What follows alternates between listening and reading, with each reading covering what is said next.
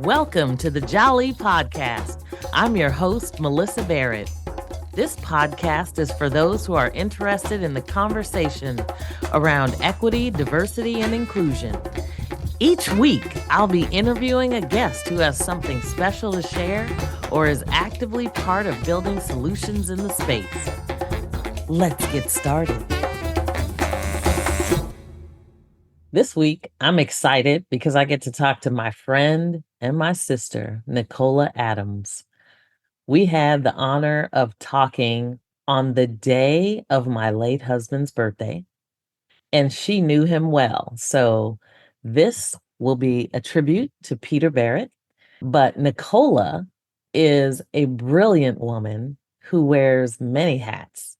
She is a community advocate amongst the least of things, but one who is constantly giving back and propelling the community forward.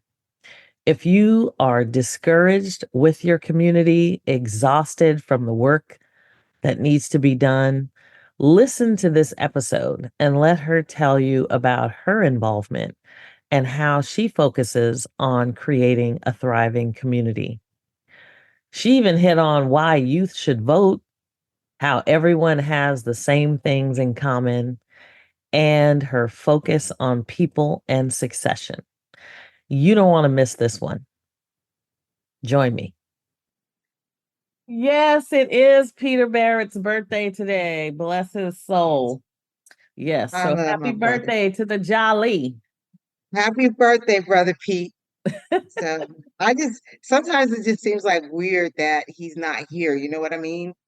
I Oh, mean, yes, I know what you mean. you're his wife, but yeah, but Yes, I'm like his baby sister. yes, indeed. It is always an experience, but I try to focus on his birthday rather than the day of his death. So for me, it's a much happier occasion than marking the death. So Yes, yeah, and all the things. I'm like, he was so wise in so many things. I'm like, this is the thing that got me when I met Pete, right? Because Pete's like my brother, the heart. So yes, people, when I mention my brother Pete, people think that's my brother, right? But he yes, is, but he's the brother of my heart. But he could see something and tell you exactly what part of Africa it came from. yes. Uh, Just like, and then tell you the whole history around it. I'm just like, Oh, yes. wow, I've never met anyone who could do that before. But and by memory, it wasn't even like he went Yes. and looked things up. It was like I'm telling you, I remember this so clearly. I had a new manager. It was like an SVP of I don't know where I was at the time, business intelligence and whatever. And I'm telling you, I came home and I said, "Hey, I have a new manager." And he was like, "What's his name?" I said, "Silvio Tavares." And he gave me the entire history of the Tavares family, where they came from Africa, how they came through Massachusetts. I was like, how do you just know that off the top of your head? Not just encyclopedia, but a walking historian, right? Yes, yes. I'm like, I never saw Pete look up anything. Oh, he looked up a lot of stuff, but I'm telling you, I'm just saying, it was like he absorbed it like a it is. sponge. Yeah, it Yeah, was amazing. yeah. So it's just like I never saw him look up anything with me. I'm like, he just spread it out, blah, blah, blah, blah, blah, blah, and they're from blah blah blah, and that's their tattoo or that's their mark. And I was just like, wow, Yeah, he was wow. incredible. You Incredible. know, Incredible. he was. So, and then you know what? His spirit still lives on because we talk about him and other people talk about him and celebrate him, right? So he touched so many lives with his knowledge, but just with the person that he was, just a loving person, accepting, just incredibly funny. I'm Yeah. like, Well, he thought he was funny. we know he has some dry jokes, but Yes, yes. No, I mean, the Jolly, I'm telling you, when I think about an oral tradition storyteller and they say that when a storyteller dies, it's like the equivalent of a library being burned, it is, there was there's so much in his head that it was, I mean, I marvel when I think about the brain and how much you can absorb and have in there and recall and all of that. I mean, some people are just incredibly amazing at what they have in them, and it's such a treasure that when they're gone, you literally feel the gap, you know. Yes, yes, the big loss. I got one back in there. It's my husband, Steve. Yes. He just he just absorbs so much. I mean, when we talk about my husband, I'm like, yeah, I tell people he speaks 8 languages, all self-taught, including Mandarin Chinese. Yes. I'm like, it's so much medical knowledge and all this stuff. So yes, I so get living with a walking library. Yes. Well, now I know why you and Pete connected so well. That's awesome. All right. Yes, it's So pretty good.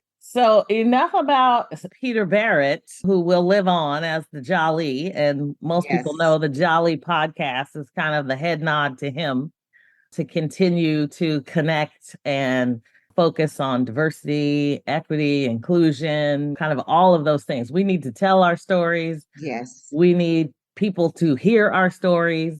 So I want to start out talking to you, though, about how you became the woman you are today. Because, first of all, I don't even know how you got to Merced. I've known you for years. And so I'm like, how did it all start? Well, my grandmother's brother, so my granduncle and my grandaunt, my granduncle was born in 1902. So it's my grandmother, my mother's biological brother. His wife was born in 1890 in Texas, both from the South. They moved from the South to Calipatria, California, which was a migration for a lot of Black people coming from Oklahoma, Arkansas in the 30s, right? And so a lot of people don't know about that little town in the Mojave Desert called Calipatria, Imperial Valley. And so my mother was born there, and my uncle was a minister. He'd been a minister since 1924 at the age of 22. And that's a whole story that we could talk about because he ran moonshine for his grandfather. Oh, yeah. Oh, yeah. Okay. He ran moonshine, hung out at my grandfather's great grandfather's juke joint back in the woods. Yeah, all that color purple stuff. Yes, it was real. And so they brought my mother here to Merced when she was 13. And she met my father, who was from Las Vegas, and he was raised by his grandfather. And so my father's grandfather was from Canada. So he was French Canadian. And so him and my mom met, I guess high school, some kind of thing, some dance, something. And they had me. I was number one. And so I'm number one out of five with my mother, and then my father has two more. So I'm the oldest out of seven. Oh, wow. And so, yeah, so I'm like 5'1". I'm like Tina Marie. I feel like 5'1", 200 pounds of fun. I like sophisticated fun. You are too much. So, so my siblings are all taller than me, and my baby brother is 6'6". Oh, my Um, goodness. yeah, so I Wow. just told him, God gave me all the good stuff, the personality, everything. And so there wasn't much left for you guys. So it was just height. So the more that came along, the taller you got, It's fully concentrated in Necola. All fully concentrated. So yeah, right. so my family's been here since then. My children are here, my grandchildren are here. So we are very connected to this community. So, and we're going to spend some time on the community because you are not only a community advocate, but you spend a lot of time on the political side as well as, just working between public and private sectors, running for city council. I mean, you are like all in when it comes to making the world a better place. So, what's your focus and how do you, in a place like, I mean, a lot of people may not even know where Merced is.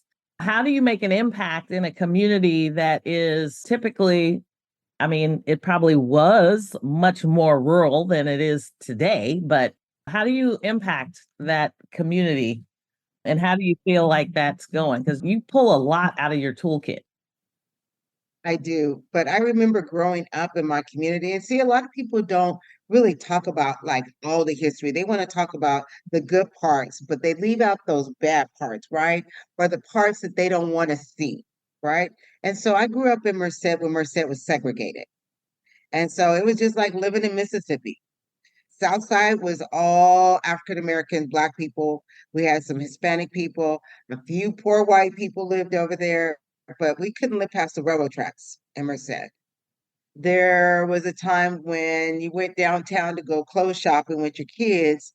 Black children could not try the clothes on because white people didn't want their kids to try clothes on after you. So when people think California was all integrated and we were just everybody kumbaya, and that's not true. And so I grew up in that era. I was one of the first kids bused when they started busing in our community. So I remember all of that, right? But I remember that also how our community, the Black community, was more connected then than it is now.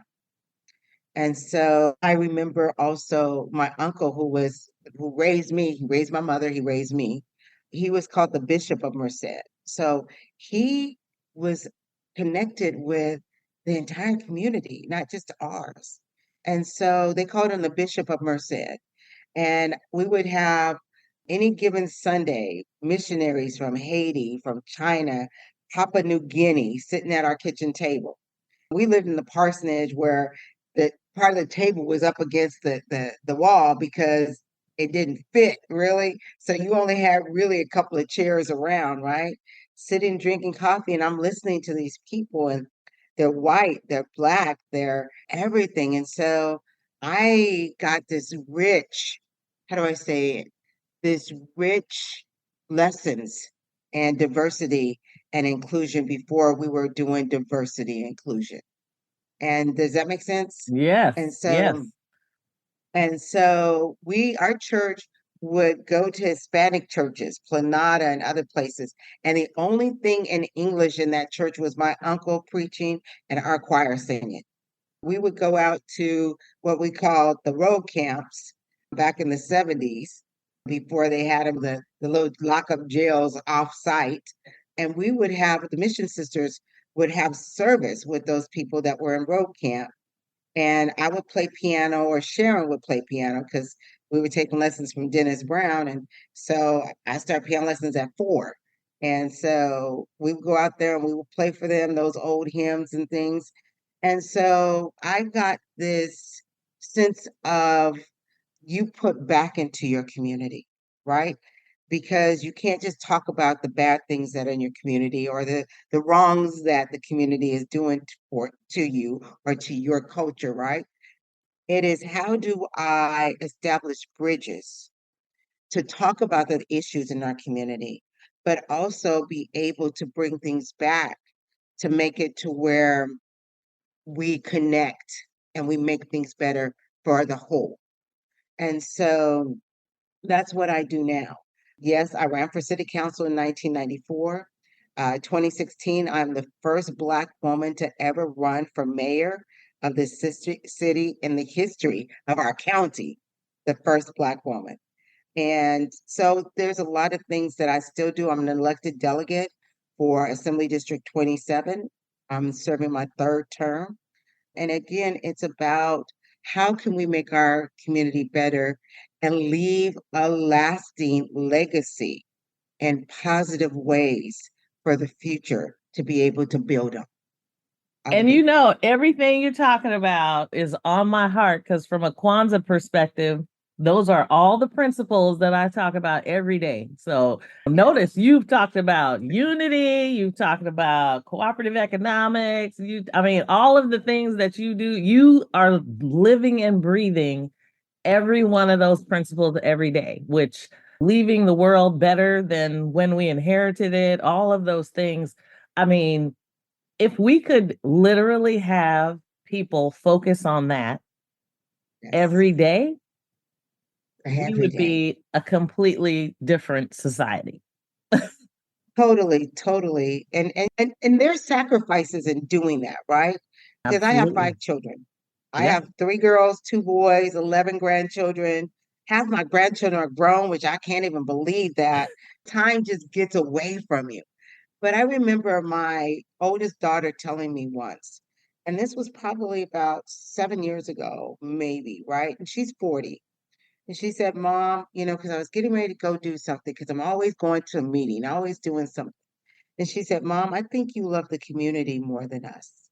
Oh, And I really kind of went, and then I thought about it for a moment and I said, No, Mia, I said, because I love you so much, I'm trying to make the community better for you and for your children. And so I understand that it has taken time away from my family, but I also understand my family has better opportunities and are living in a better space than I did because of the time I put in my community. And so with each gain, there are sacrifices, right? And so I look back and I go, I hope I didn't sacrifice too much of my family. I hope I didn't sacrifice too much of my grandchildren. Because when I look at things, I'm like, this is about them. This is about those other people's families. This is about those people who hate what I look like, whatever. I don't care. This is about making things better for your children because I understand if things are better, then you can start working on those issues better than, right? And so if they're better than for everyone, then we don't have the better than. And a teacher in college said this once, an old man, and a lot of people thought he was kind of a little rough, but he said something once in college, and I was doing history because I wanted to be a history teacher. And as you see, that didn't pan out, but that's okay. I think you teaching all the time. So You really are. Our lives are open books, right? yes. And so he said, everybody always wants to get ahead, get ahead, get ahead. He said, get ahead of who? Because in order for you to get ahead, somebody has to be behind. And that just made too much sense to me, right? And so it's like I don't look at life as trying to get ahead in life. I look at how can we make life quality of life for all of those around us, right? Whether we know them or not, whether they like us or not. Because when life is better for people, people are happier and Yes. they don't care about at that point your color or your culture or whether you come from the other side of the border or not, right? And so when we look at those things, we start seeing the improvement in the way we treat people. Because when you can dehumanize someone, then you can do anything you want to them and you don't feel any recourse or you don't feel any regret or anything about doing that to them. That's why slavery could last so long because they said that we were not humans, we had no souls, right? Mhm. But then when you start looking at people and you're going, these are really people. How do I treat people, Yeah. right? On a humanistic level. So that's what I try to talk to people. And even when people talk about, oh, those people, I'm like, wait, wait, wait, wait, wait, wait. We are those people because all of our ancestors came from somewhere, you know? So Absolutely. we have to look at now, how do we move forward in the conversations to ways that connect us together? That's what I look at. Yeah. Well, and so let's talk about, I'm going to go there to the political realm because you are so versed in it. And I know you do so much when it comes to voting and trying to help people understand why they should vote, especially our youth. Yes. Oh my God, yes. They don't understand people are making decisions for their lives for the next 10 years, right? And when they get out on their own and they're like, well, how come we can't do this? Or why do we have to pay for this? I'm like, because you didn't vote when you were 18 years old, right? So now you got to live with it until you're 22 or 26 years old. And at that time, you want to buy your house, you want more pay, You want things to be a little better in your life than you thought it would be. Because things are good when you're living with your parents, and you can complain about as much as you want because you're still going to have a roof over your head. You're still going to have food on your table, and you're still going to have a transportation to get to where you want to get. But once you leave that secure environment, the world is a whole new place. It's kind of like going from grade school where you were with your friends since preschool and kindergarten till fifth grade. And then you get into junior high to high school, and you're with this whole pool of people that come from every other school. And you're trying to figure out where you fit in, right? Your friends might have went to a different school. You got to try to make new friends. It's a whole new thing, and that's how it is when you become adult and get out in the world. You got to figure it out, right? And so there's already kind of a roadmap because you had your voice. You kind of set the roadmap. You have a say in your roadmap, right? And so most kids don't understand at 17 years old, you can register to vote if the elections are coming up by the time you're 18. Mhm. And so, us going on those high school campuses, talking about the real issues because all they hear is secondhand stuff. It's kind of like, and excuse me for bringing this up, but it's kind of like sex education in sixth grade from your friends or from the teacher. You know, you're going to get bad information from your friends. Right? The teachers got the films. Oh, yes, I remember those days. You're taking me back now. Let's pause for a moment. We'll be right back.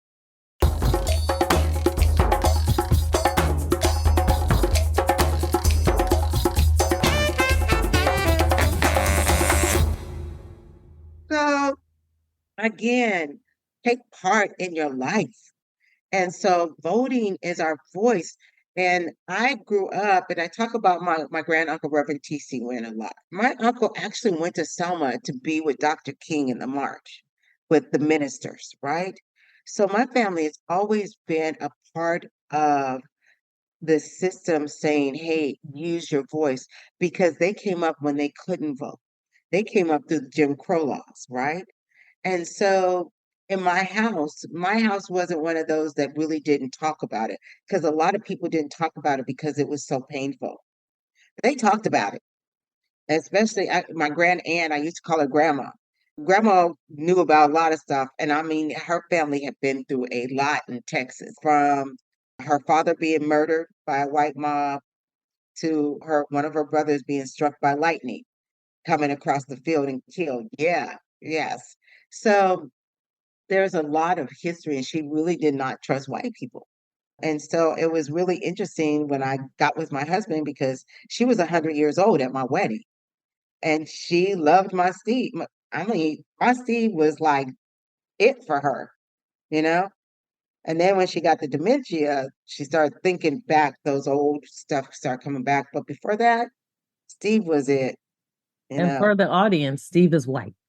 My husband is very white. My husband is as European you can get. Italian, French, all of that, just European, like 100% SPF sunscreen when he goes outside.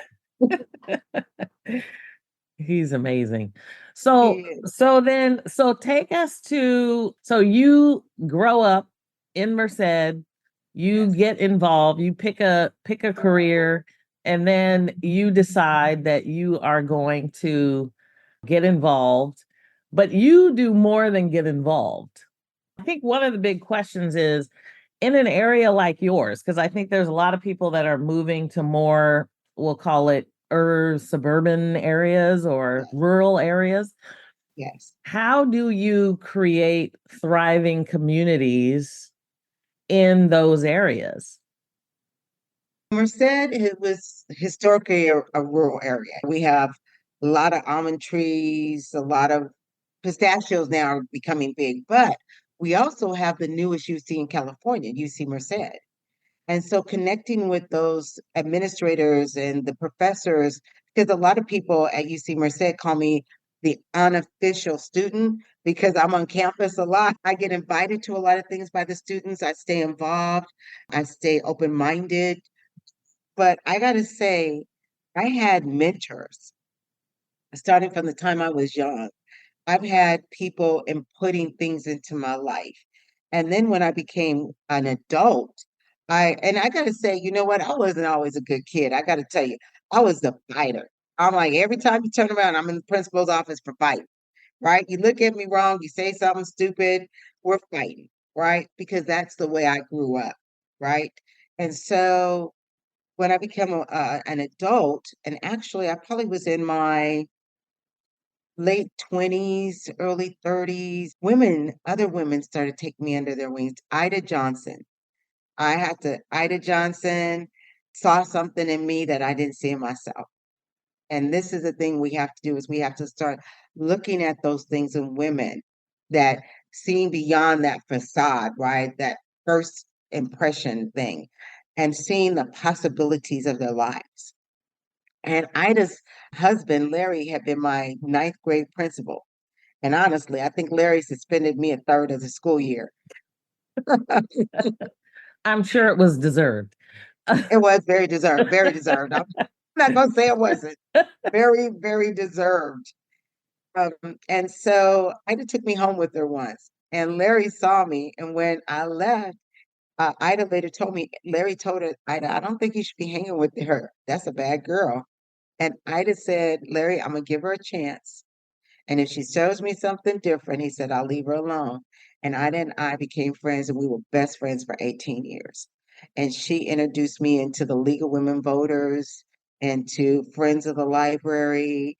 And I met this other incredible woman by the name of Susan Walsh, Dr. Susan Walsh. And Susan, when she retired from Merced College, retired as president of Merced College. And Susan, one of the ladies in Legal Women Voters said, Susan input Susan into Necola. So she taught me about the Legal Women Voters. I already knew how important voting was because I grew up with that, but she showed me the other parts and connected so much more for me to the League of Women Voters. And so Ida was the first Black president for the League of Women Voters in our county, and she served one term. Years later, I became the second Black president of the League of Women Voters, and I served two terms. And under one of my terms, we did the library study to keep our library open and give monies towards our library. So that was very, very important because you don't have a library, you don't have books that kids can check out and read for free, right?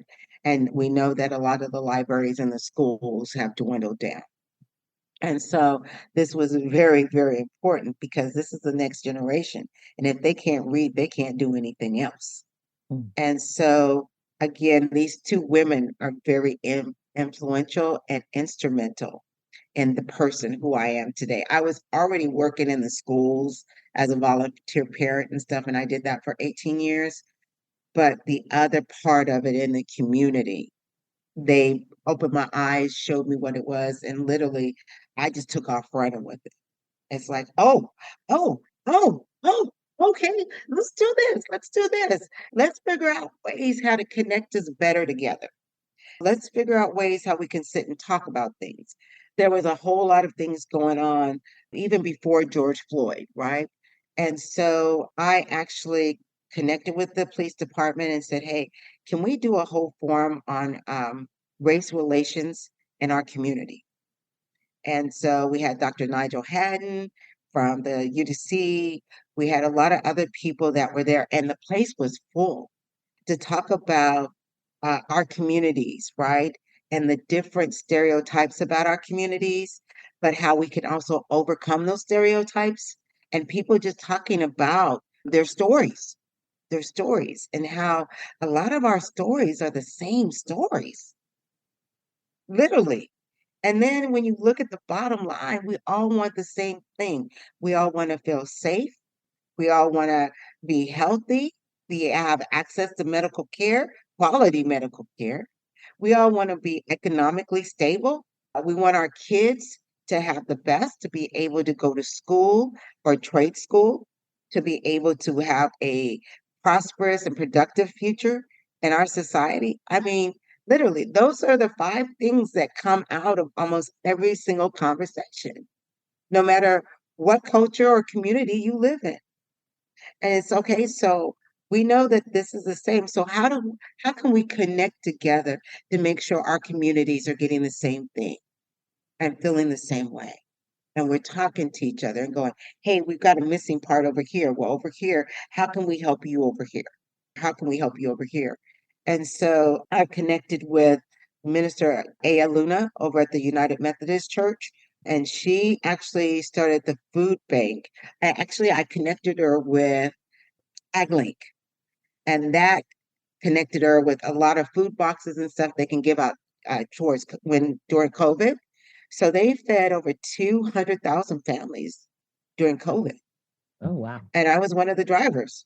So I did a lot of the people who were shut-ins, the elderlies, people with cancer. So I would borrow Jules' van and I loaded up with 67, 70 boxes, and I had that many stops. Wow. And what was left over, we would go out and I said, hey, there's these apartment complexes of farm workers. Let's go out there. So we load a van, go out there. I learned how to speak a little Spanish. Comida gratis, free food. Come on over. Vente, comida gratis. Yes. And I've got to tell you, if you want to have a very good feeling about the world, go out and feed people Mm, that you don't even know, yeah. right? And so when we talk about, and I know a lot of people, I don't call myself a Christian anymore. I call myself a believer because there's just too many stuff, and that's a whole nother show. A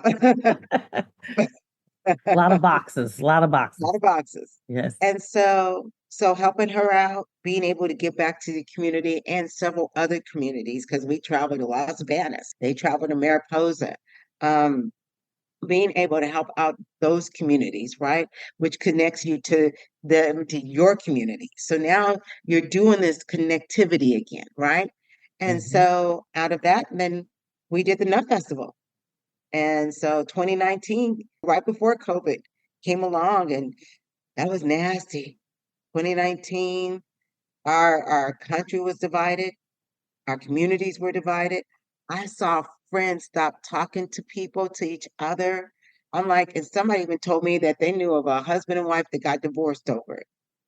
It was just bad, Yeah. bad, bad, bad, Yeah. right? Yeah. And so my thing was, I was sitting in bed and I was praying, and I was like, my heart was so heavy for our country. And I said, Lord, what is it that I can do for my community to help connect us back together, right? And so literally, like you see those movies where it runs to this site really fast and it comes back and it shoots to this site really fast and it's like super fast motion. It was going through my head and all I could see was trees. Mm, That's all I could see. And then like you hear me right now, I hear God speaking in my head. He said, Livingston has the sweet potato festival, but sweet potatoes don't grow in every part of the county. Las Vegas has tomato festival, but tomatoes don't grow in every part of the county. In your county, almonds, walnuts, and pistachios grow in every single part of your county. Have a nut festival. And I was like, okay, I had no clue to what I was doing. How to start it, nothing. So the first person I called, Susan Walsh. Hey, Susan, I want to have a nut festival. What do you think? Necola, what do you want to have? I want to have it in October. It's June. You can't do it. You can't, right? You can't raise enough money. Wait till next year. Wait till next year. So I was like, something wouldn't let me leave it alone. So I called my friend Dr. Kim McMillan. She's a playwright, right? And she's done festivals in the Bay Area.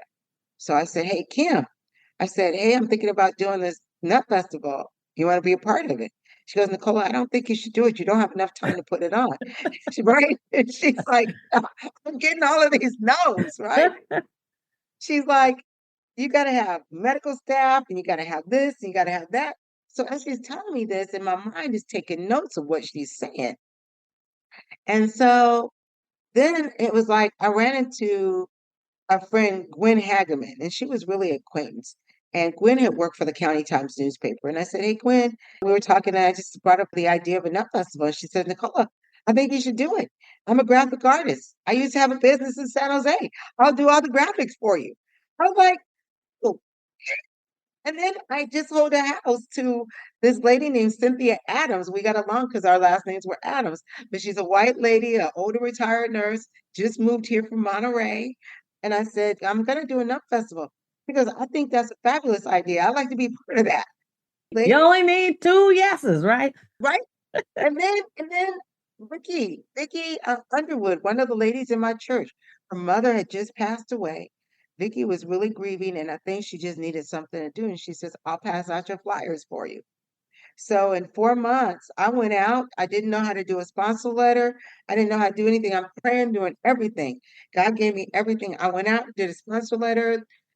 Cynthia and I went out on a weird freak rainstorm day, and we were going to Hagley, and it was closed.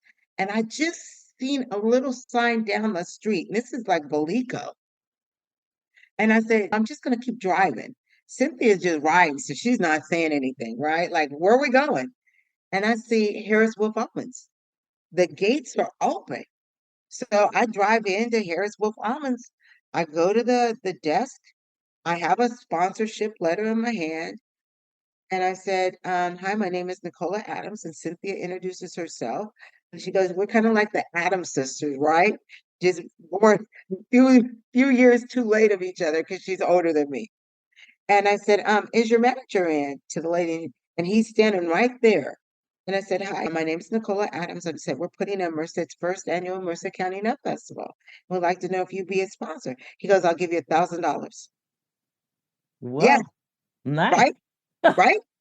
So don't tell me that's not God, right? Because normally I've been back out there and the gates are closed. So he sent us our first $1,000. I was looking at the nut people, right? So I'm going to these nut people, but then it's like I see, and it's really interesting because almost everyone turned me down.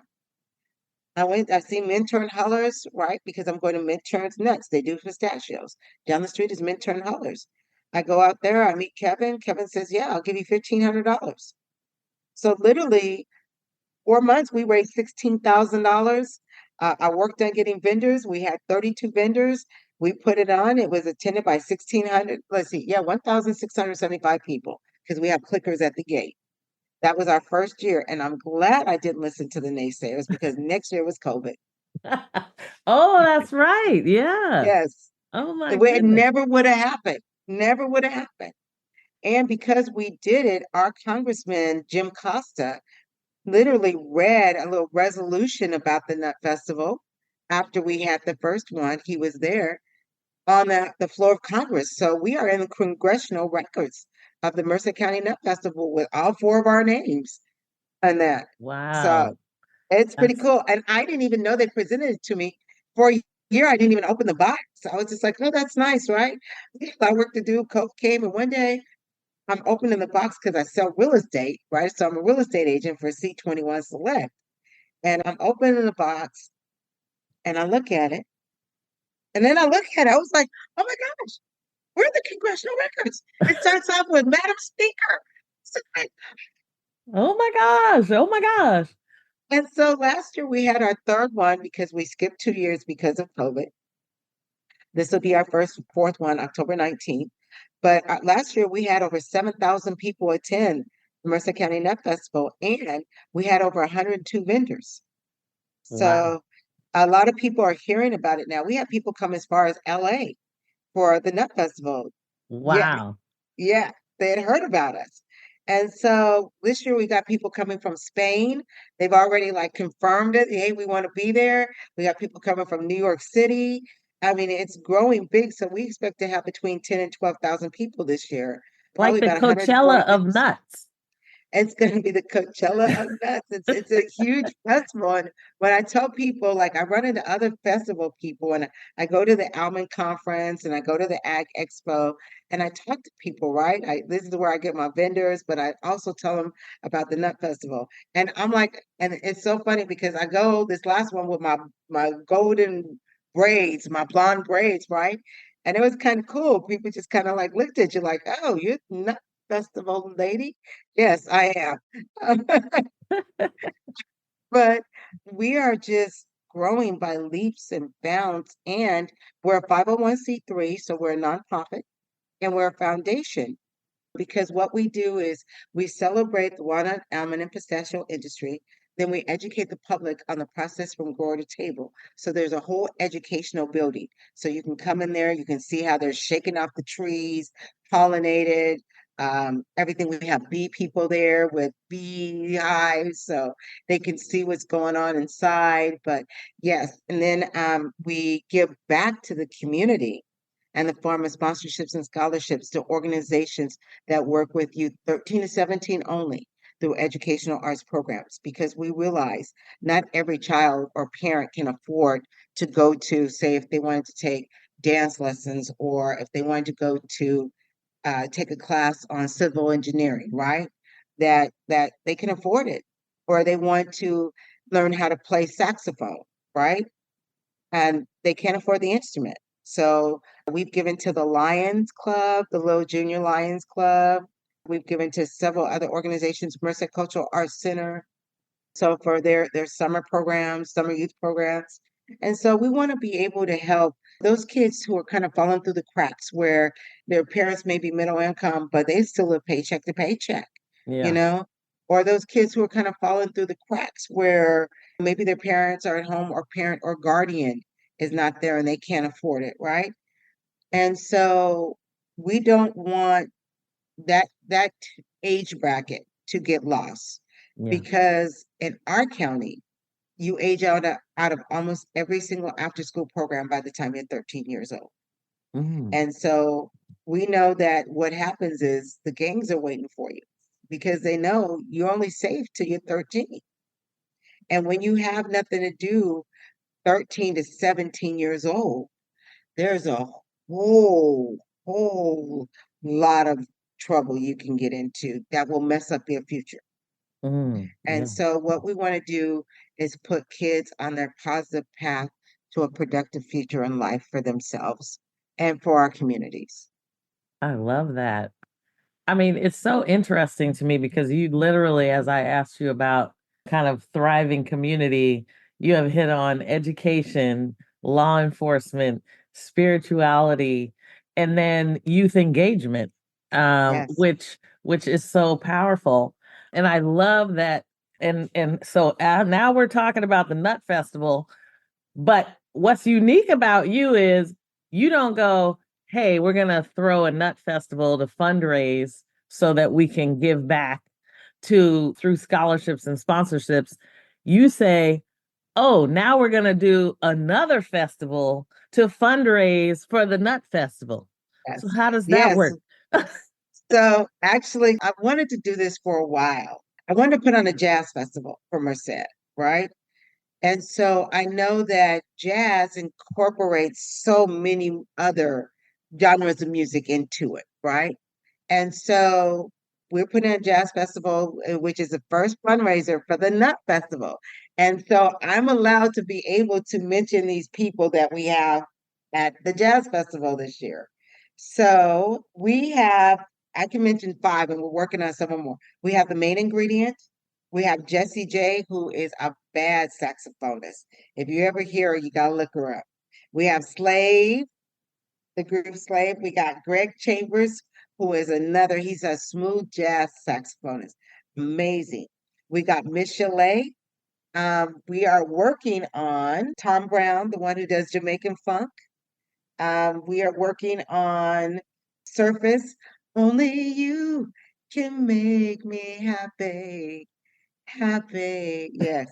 And we're working on the lead singer of In Vogue. Oh, nice. Hold on to your love. Yeah. Hold on to your love. Ooh. Yeah, you're not going to get me Hold on singing. to your love. You got to hold on. Yes. I love it. So when is the jazz festival going to be? It is July 6th and 7th here in Merced at Courthouse Park. That's on 20th Street and M and 20th. We're going to have it completely fenced in, gated. Tickets go on sale next week. $45 for general public, 65 for VIP. We got 2 whole days of music, food, festival. Yes, we also got cabanas. So the cabanas start off at $500. Those are, you got your tables, you get several drinks with that. You got the nice leather couches. So yes. Wow. That's Oh, amazing. if you're gonna do it right. All right, Merced, we see you. Yes, go big, go right. And I'm like, this is only the first because I'm working with the promoter, Michael White, who Michael is fabulous and he's been doing this for over 30 years. So I met someone, actually, I met someone while you and I were at our friend's memorial service. And so Bruce's memorial service. And Okay. I met this gentleman. Remember, we were all sitting there. Oh, you know what? That was a fabulous service, by the way. Mm-hmm. Area did him good. Oh, Area did yes. him so well. Yes. And I was like, I think I might want to go out this way Look, because it was like, let's give him some love. Bruce Kalen. yes, lots of love. Yes. Um, and I'm like, he had fabulous taste. If y'all didn't know him, y'all missed out on a brilliant, beautiful human being. Yes. So, but he went out just with the jazz and the food, and there was nothing sad about it. It was a real celebration. And so I met this gentleman named Michael, who I talked about. He does like small little venues, right? And I talked to him about the jazz festival. And he goes, I got a guy for you. You need to meet. And Michael was so excited about my vision that he hooked me up with Michael White. And when Mike called me, he said, I need to talk to you. And we just like hit it off. And when I said, this is what I want to do, he's like, oh, yes. So him and I have been putting this together for the last couple of months. And it's going to be fabulous. When I talked to the chief of police about this, because we have a new chief of police, he came from Modesto. Great. He was on it, like, let's do this. I was just like, yes, it's gonna be fabulous. So if you can make it out, and I have to tell you, most of these people have never ever been to the Central Valley. You have never seen them in Stockton, Modesto, Fresno, Tulare, or any of the casinos around. So this will be the first where they will have been. That's So awesome. y'all come on out. Yes. And I love that you're circling kind of the full circle of arts and entertainment on the thriving community because I can't even tell you how many people I talk to in the valley and they're like, there's nothing to do here. So they're Yeah. constantly going to the Bay Area or somewhere else. And it's wonderful when we have arts and entertainment Yes. so that we can fully engage with all of our senses to really kind of create the community the culture really of the The community that we culture. want. Yeah. Yes. Yes. And that you look at what are the two things that really bring people together is food and music, Yes. right? And I'm like, I go to places, I like going to the Hmong Festival. I don't understand a lot of the words, but I love the music. And there's so many people there from other cultures other than the Hmong Yes. culture community, right? Mm-hmm. And so taking place in that, and there are people that go to some of the Hispanic festivals, and I've been to some of those, right? And you pick up on some words, right?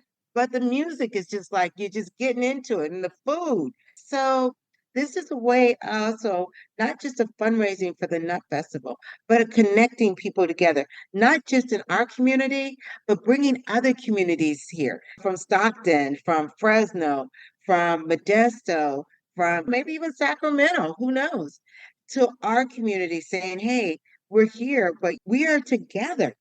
We Yeah. are together, and it's Central Valley coming together in one house.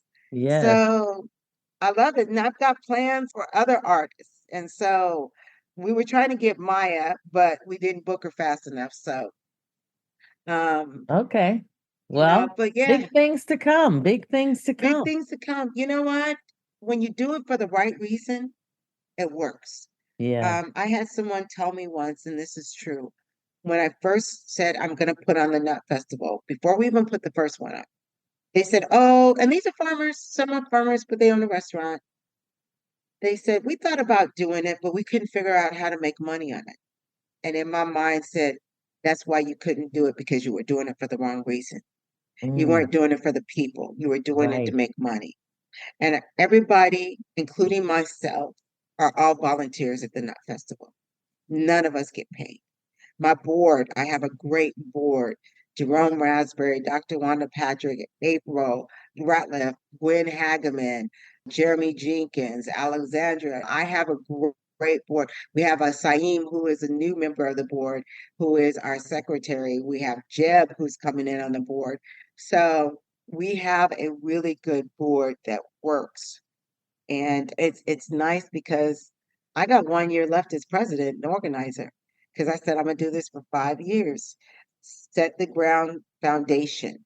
So, I designed actually our logo, registered trademarked it. I made it as a nonprofit, then I made it as a foundation, right? And so all of these things are set up for this to go for the next 40, 50 years. But I understand that if you stay in control of something, people constantly now depend on that one person Yes. to be that or do that. And something happens to you and it stops, right? Mm-hmm. So here now I'm mentoring other people to take different parts of what I started, because for the last couple of years, I put together 90% of this, right?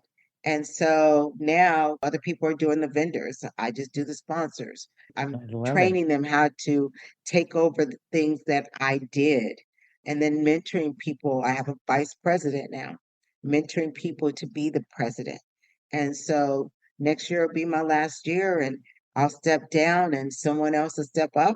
Kind of reminds me of when I was in what was that? The Council for Negro Women. Mm-hmm. And so, yeah, the motto was one steps down, one steps up, Yes. you Well, and know, I think sometimes we forget about that. We're so used to like, no, I can do this, but the succession that's it. is so important. And I think we don't, my father used to always tell me that when I worked in corporate, he said, nobody's going to give you a job you're not doing. If you want to step up, if you want to be in a new position, you have to be doing that job already. And I think when we think about succession, I love the fact that you brought mentorship in here. I was just talking last month, I mentioned Ida B. Jones was one of my first mentors. And so we have Idas in common. Idas, Um, yes. and she was amazing. I don't know where she is now, but I wish I could talk to her. We fell out of touch. And last I knew, I think she was in Nevada, but Girl, you know, Facebook, almost everybody on Facebook. Look up. she's not on Facebook. Um, so, but I can't underestimate the impact of succession planning. So, I mean, kudos to you, because I think we do forget about the legacy effect. Like, you don't want to be in control forever. You want other people to be able to come in and modify the vision so that it continues to live and breathe and feed the community. So I just love all that you're doing for your community, because it's so incredible. And I hope and pray that other people listening to this don't just hear you talking about the Nut Festival, but they hear you talking about how to create a thriving community. I mean, obviously, small businesses are involved. I mean, you have engaged literally every part of the community, whether it's public, private, corporate, education. I mean, you have literally touched every component. So I just so appreciate you spending this time with me. I feel like we've barely even scratched the surface of some of the other stuff we could be talking about. So Right? so That we is will true. definitely have you back, because we could go on in all sorts of different directions on some of the things that you do. But thank you so much for joining me today on this special day for a conversation on the Jali Podcast. Thank you for having me, and I'm honored that it's on my brother's birthday. It seems so appropriate, doesn't it? Right? Right? Right? I mean, he would have loved this. Oh yeah. He would have loved Definitely. this. Definitely. Thanks for joining me on the Jali Podcast. Please subscribe so you won't miss an episode. See you next week.